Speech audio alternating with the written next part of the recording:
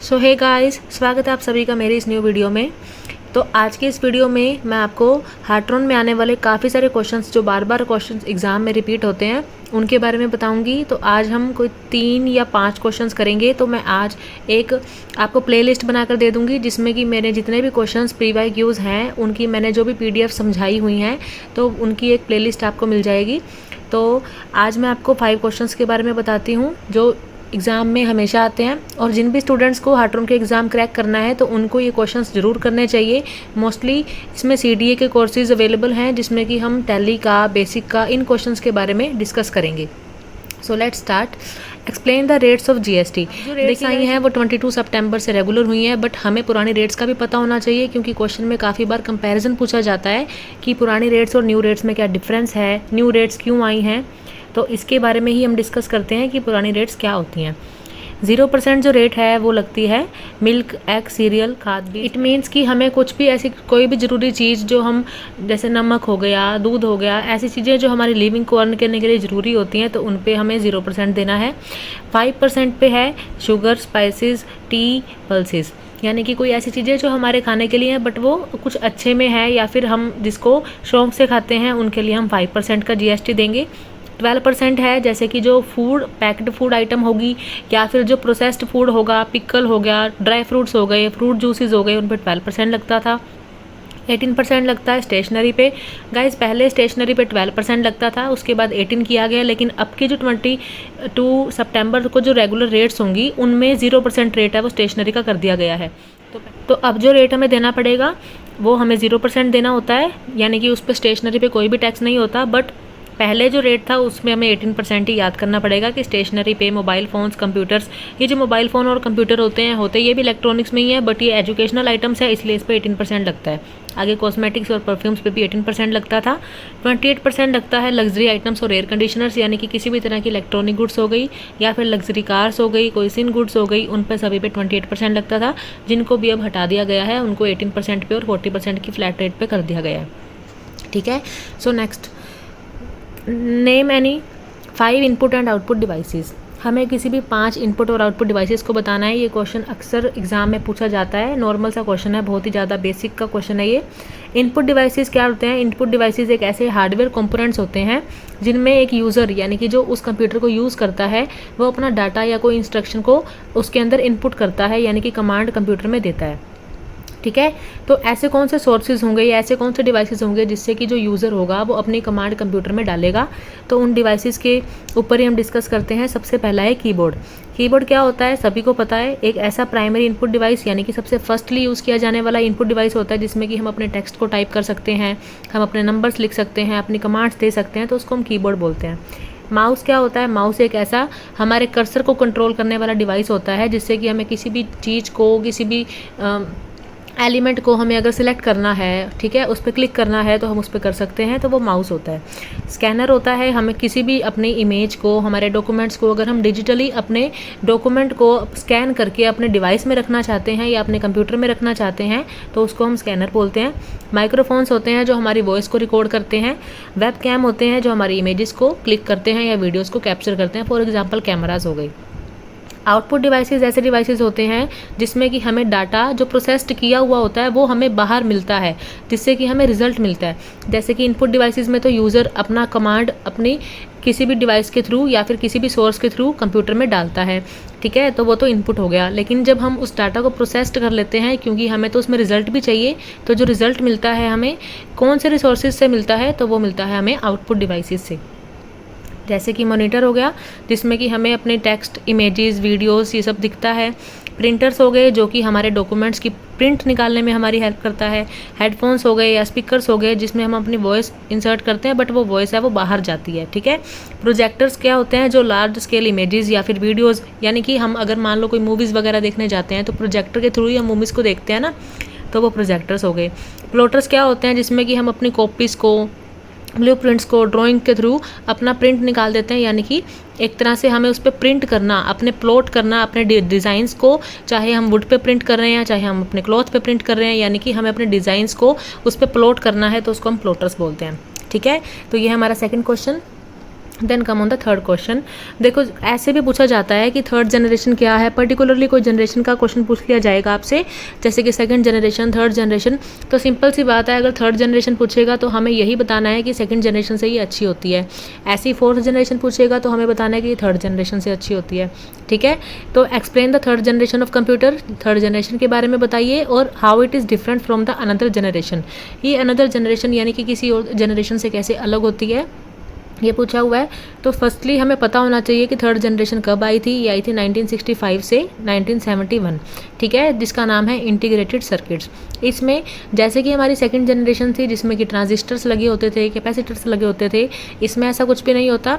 इसमें क्या होता है कि स्मॉल सिलिकॉन चिप्स होती हैं जिसमें कि हमें मल्टीपल इलेक्ट्रॉनिक कंपोनेंट्स देखने को मिलते हैं जो कि अपने अपने पर्पस के अकॉर्डिंग अपना काम करते हैं।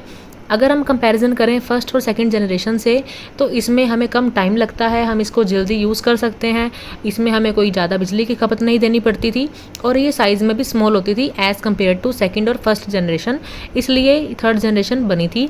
तो अब देखो 5 मार्क्स में अगर ये क्वेश्चन आएगा तो इसकी तो लेंथ 5 मार्क्स के अकॉर्डिंग बहुत कम हो जाती है ना, तो हम कुछ एक्स्ट्रा भी लिख सकते हैं, जैसे कि हम 5 जनरेशन्स के नाम लिख देंगे।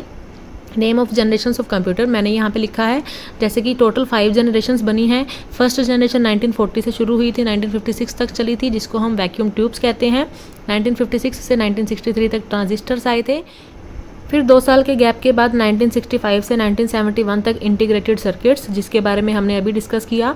1971 से अब तक जो चल रहे हैं वो पीसी यानी कि माइक्रो प्रोसेसर्स हैं, और अब से लेके आगे फ्यूचर तक जो चलेगा वो एआई है, वो तो सभी जानते हैं ना, हम सभी यूज़ करते हैं, तो वो एआई है। ठीक है, तो this is the third question. Next come to the fourth question, जो कि बहुत ही पॉपुलर क्वेश्चन है, जो हर बार एग्जाम में आता है और इसकी मैंने एक स्पेशल वीडियो भी अपलोड की हुई है। तो what do you mean by subsidiary books? Subsidiary books क्या होती हैं? सभी को पता है, सब्सिडरी बुक्स ऐसी जर्नल बुक्स होती हैं या ऐसी डे बुक्स होती हैं जिसमें हम किसी भी ट्रांजैक्शन को उसके पर्पस के अकॉर्डिंग या उसके नेचर के अकॉर्डिंग अलग अलग बुक्स में उसको रिकॉर्ड करते हैं, तो वो सब्सिडरी बुक्स मानी जाती हैं। कितने टाइप की सब्सिडरी बुक्स होती हैं? मेनली 8 टाइप की। Cash book, purchase return book, cell return book, bills receivable book, bills payable book and general proper. Cash book क्या होता है? कैश बुक मीन्स कि ऐसी बुक जिसमें कि हम हर कैश के ट्रांजैक्शन को रिकॉर्ड करेंगे, चाहे हमने कैश में पेमेंट की हो या हमने कैश में रिसिप्ट किया हो, हमने कैश में परचेज किया हो या कैश में सेल किया हो, हम किसी भी तरह की कैश की ट्रांजैक्शन को कैश बुक में रिकॉर्ड कर सकते हैं, तो उसको हम कैश बुक बोलते हैं। आगे है परचेज बुक। परचेज बुक वो बुक होती है जिसमें कि हम परचेज की एंट्रीज करते हैं, बट सिर्फ उधार की एंट्रीज इसमें की जाती हैं, क्योंकि जो कैश की जो परचेज एंट्रीज होंगी उनको तो हम कैश बुक में रिकॉर्ड करेंगे ना, तो कैश में जो परचेज़ की उसके अलावा जो उधार में हमने कुछ भी परचेज़ किया है वो एंट्रीज हम परचेज बुक में रिकॉर्ड करते हैं।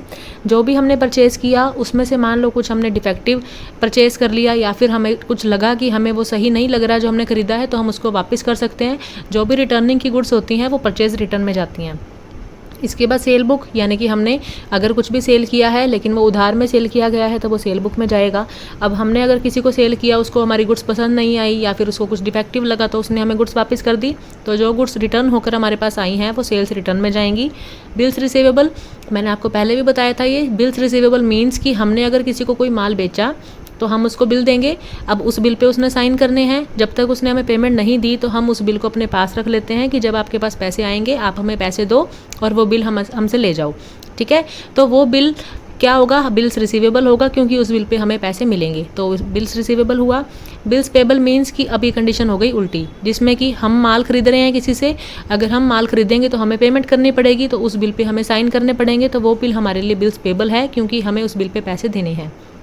इसके बाद जनरल प्रॉपर, ऐसी कोई भी एंट्री जो और किसी भी बुक में नहीं जाती, जो भी मैंने ऊपर आपको डिस्कस की हैं, तो उसको हम जनरल प्रॉपर में इंसर्ट कर देते हैं या जनरल प्रॉपर में हम उसको रिकॉर्ड कर लेते हैं। ठीक है, this is the fourth question. फिर उसके बाद fifth question, what is the full form of computer and how it is used. ये भी मोस्ट कॉमन क्वेश्चन है जो कि सभी बेसिक स्टूडेंट्स को पता होना चाहिए। कंप्यूटर की फुल फॉर्म क्या होती है और इसको क्यों यूज़ किया जाता है और इसको कैसे यूज़ किया जाता है, कहाँ कहाँ कौन कौन से पर्पस के लिए, कौन कौन से फील्ड में इसको यूज़ किया जाता है। तो this is a very simple question. Common operated machine purposely used for technological and educational research. ऐसी कॉमन ऑपरेटेड मशीन यानी कि कॉमन एरियाज़ में यूज़ की जाने वाली मशीन जो कि पर्पसली यानी कि किसी पर्पस के लिए यूज़ की जाती है, किसी भी टेक्निकल पर्पस के लिए या एजुकेशन के लिए या रिसर्च के लिए। ठीक है, तो ये है कंप्यूटर की फुल फॉर्म। कंप्यूटर को हम बहुत ही सारे फील्ड्स में यूज़ करते हैं, बहुत पर्पसेस के साथ यूज़ करते हैं। तो हम वो डिस्कस करते हैं कि कंप्यूटर को किस पर्पस के लिए यूज़ किया जाता है। सबसे पहले तो कम्युनिकेशन, जिसमें कि हम ईमेल सेंड कर सकते हैं, हमारे मैसेजेस को सेंड कर सकते हैं, सोशल मीडिया के थ्रू हम जुड़ सकते हैं या वीडियो कॉल्स कर सकते हैं, तो वो कम्युनिकेशन में आएगा। इन्फॉर्मेशन एंड रिसर्च, यानी कि हमें कोई इन्फॉर्मेशन चाहिए, हमें कोई न्यूज़ चाहिए, लेटर्स चाहिए, रिसर्च पेपर्स चाहिए, तो वो भी हमें इंटरनेट के थ्रू हम उनको ईजिली एक्सेस कर सकते हैं। एजुकेशन पर्पज़ के लिए, यानी कि हमें कोई ऑनलाइन कोई क्लास लगानी हो, हमें कोई प्रेजेंटेशंस देनी हो, हमें कुछ भी कोई प्रेजेंटेशन क्रिएट करनी हो, ठीक है, उसके लिए भी हम एजुकेशन पर्पज़ के लिए भी कंप्यूटर को यूज़ करते हैं। एंटरटेनमेंट के लिए भी, जिसमें कि हम गेमिंग्स, मूवीज़, म्यूज़िक, सब के लिए। साइंस एंड इंजीनियरिंग, यानी कि हमें कोई कॉम्प्लेक्स कैलकुलेशंस, यानी कि कोई मुश्किल हमें कोई कैलकुलेशंस करनी हो, डाटा एनालिसिस करना हो, स्टैटिस्टिकल एनालिसिस करना हो, तो उसके लिए भी ये ज़रूरी है। हेल्थ केयर, यानी कि हमें कोई पेशेंट का रिकॉर्ड बनाना है, मेडिकल इमेजिंग करना है, ठीक है। उसके बाद पर्सनल यूज़, यानी कि हमें कोई फाइनेंस मैनेज करना है, कोई टैली वगैरह का कोई ऐसा सॉफ्टवेयर यूज़ करना है जिसमें कि हमारे अकाउंट्स मेंटेन किए जा सकें, हमारी फ़ोटोज़ को अरेंज करना है, हमारे पर्सनल प्रोजेक्ट्स बनाने हैं, हमें कोई ऑनलाइन शॉपिंग करनी है, ऑनलाइन पेमेंट्स करनी है, तो बहुत सारे पर्पसेस होते हैं जिसमें कि हम कंप्यूटर को यूज़ कर सकते हैं। तो इसीलिए ही इसकी जो फुल फॉर्म है उसमें लिखा है कॉमनली ऑपरेटेड मशीन, यानी कि ऐसी मशीन जिसको हम पर्पसली किसी भी पर्पज़ के लिए यूज़ कर सकते हैं। तो इलेक्ट्रॉनिक मशीन है ये, ठीक है। तो इसी के साथ ही हमारे आज के 5 क्वेश्चंस कंप्लीट होते हैं। नेक्स्ट हम 6 to 10 क्वेश्चंस करेंगे, तो उसकी वीडियो भी मैं जल्दी से जल्दी डालूंगी। तो उसके लिए आप इस चैनल को सब्सक्राइब कर लीजिए। Okay guys, bye.